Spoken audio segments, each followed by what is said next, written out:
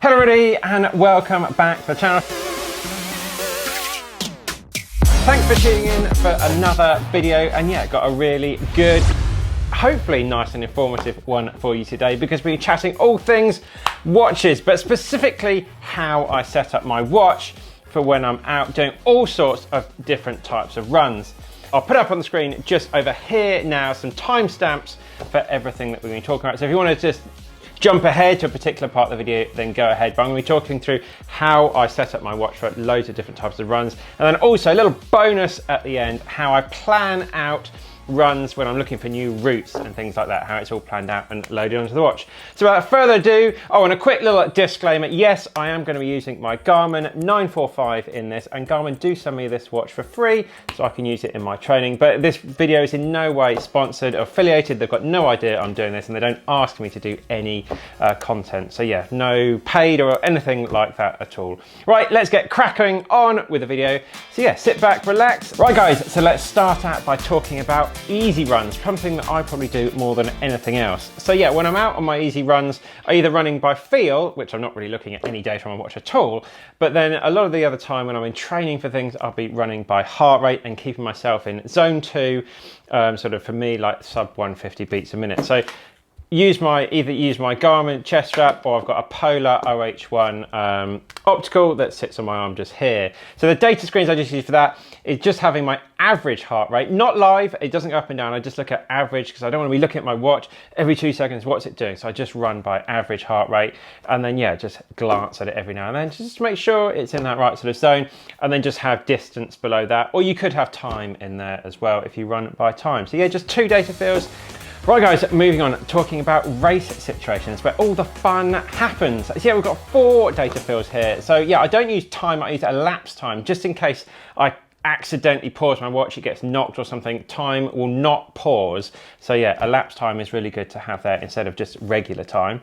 And then distance, obviously we need to know how far we've gone during the race. And then I use average pace, just for, I know if I'm trying to run a sub 3 hour marathon, 4:15Ks, 4:16s, going to try and remain ahead of that. And then lap pace, which is probably what I look at most during the runs, and that gives me the lap for for each kilometre that I'm currently running. And that's what I look at all the time as I'm going through races, is just that lap pace to know that particular K I'm in, or however what I've set my watch to lap in, that I've got that sort of pace quite right. Really nice, keeps you controlled throughout the race. Right guys, so moving on to sessions when I'm out there. So this excludes hills and progression runs, which I'll come on to next. So yeah, sessions, I just build these in Garmin Connect in the workout feature and just follow them through on my watch. It's super easy to do. I'll put some screenshots now of what that looks like, of me planning those things out. Yes, it's a feature Garmin have, and as far as I'm aware, no other companies actually you can do this, but it's really, really good. But if I didn't have that feature, then yeah, I'd probably have something similar to what is coming up in the hills and the progression. So let's move on to those now.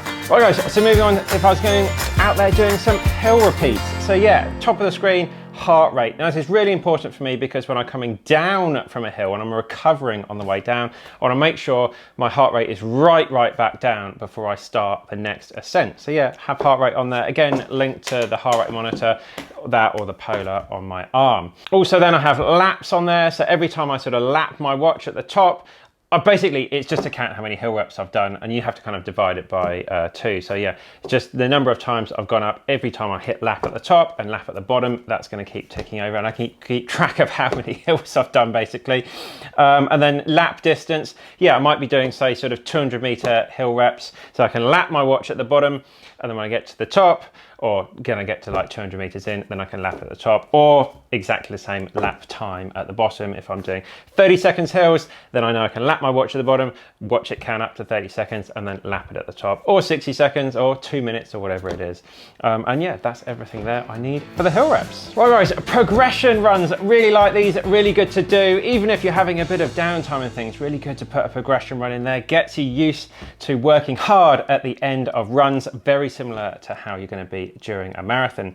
So yeah, just have simply 3 data fields here, just distance. So say I'm doing a 10K progression run, I know how far the run is, very, very straightforward. And then I've just got lap pace, so that's the pace for the exact lap or exact kilometer or whatever that lap is in at the moment. And then the pace I did the last one in. So I'm currently trying to run faster in the current lap I'm in against the last one. So say I did my first K in say 5 minutes, my next one might be 4:50. So I'm gonna have 5 minutes there in the last lap pace, and then running in the current lap, and then try and keep that around about 4:50. And then 4:50 will go over to last lap, and then I'll try and do 4:40 in the next one. It just, yeah, it's super easy to keep track of where you are.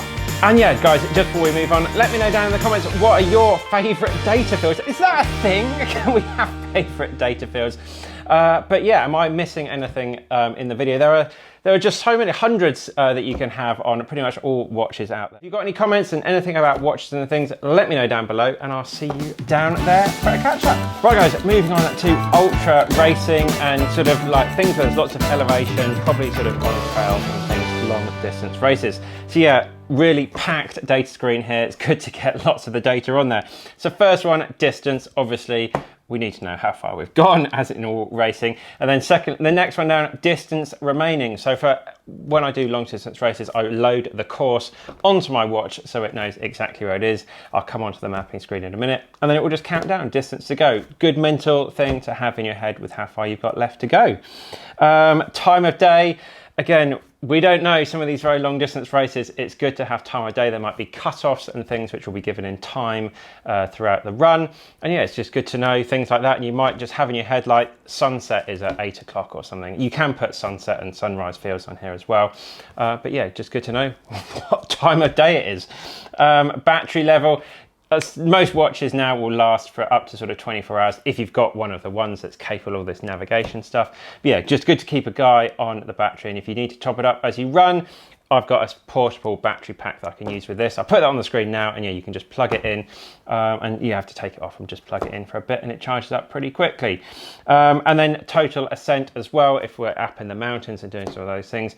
You might just have a vague idea of the race is 5,000 meters of elevation change or elevation ascent through it, and you can just keep track of it as it ticks up that. And then I've got a secondary data screen as well, moves you on to average pace. Again, something I'm not focusing too much on during these sort of races, but I might have a rough time goal and work out what the average pace is there. So I just check in with that every now and then.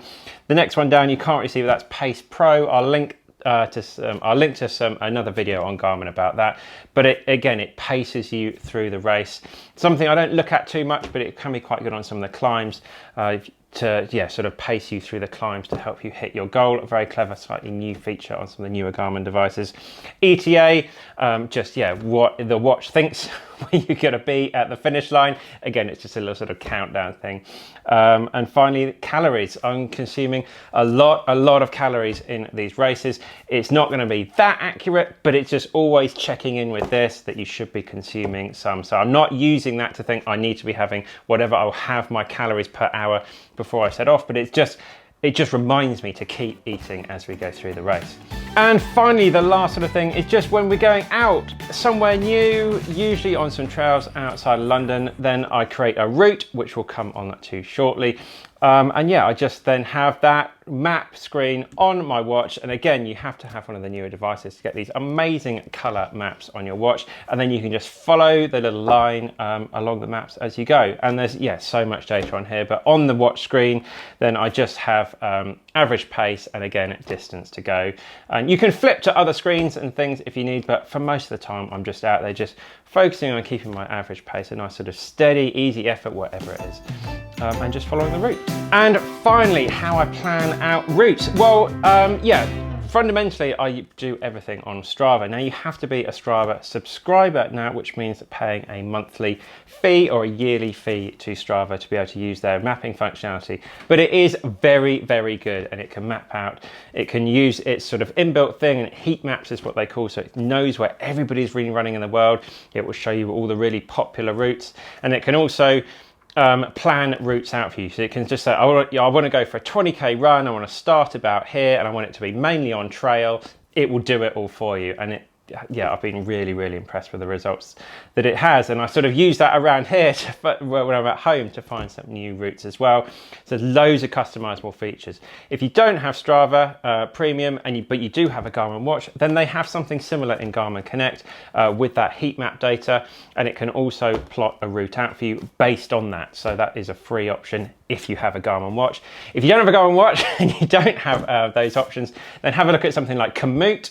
I'll link that down below, and that is an app where you can build routes in it essentially and follow them along. Now obviously it does help if you have a watch that you can use when you're out and about and follow it along on the screen, and I'll link to a load of those watches down below and put some on the screen here from various different companies like Garmin and Chorus and things like that to give you some different options out there.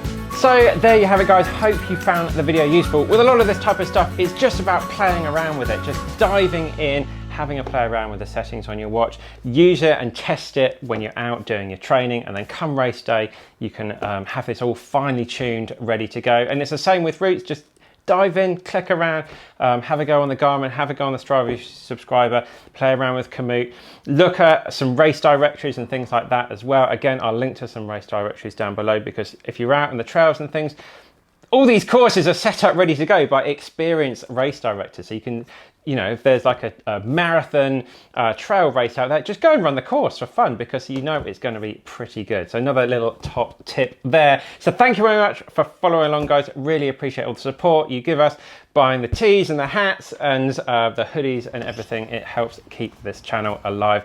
And thank you again to the Patreon supporters. So right, I'm off to tinker with my watch a little bit more and get out for some more training. So hope your training is going well. And as always, let me know how it's going on in the comments, and I will see you, yes, you, in the next one.